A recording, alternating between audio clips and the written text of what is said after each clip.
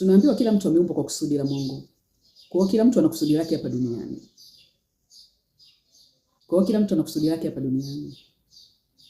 Tatizo linakuja tukifanya kazi, tukipata mshahara, tunaona kama kusudi ndio limetimia.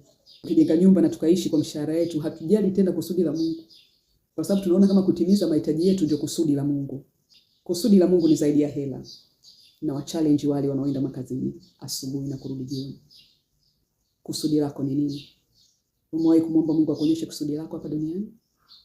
Kuna tabia ya wafanyakazi kutokujali kusudi. Wameachia watu wasio na kazi. Wao ndio watafuta makusudi yao. Tafuta kusudi lako na uishi katika kusudi lako, kwa sababu haliendani na ulipokuwa unasoma na ukapata kazi. Ni process za kawaida tu za kidunia. Kuna kusudi lako uliloombiwa zaidi ya hiyo kusoma na kwenda kazini. Mwezi huu ni mwaka uliosubiriwa sana. Kwa hiyo mwezi huu hakikisha katika kitu unataka kuelewa ni kusudi lako ni nini. Na yeye ni mwaminifu. Atakwambia.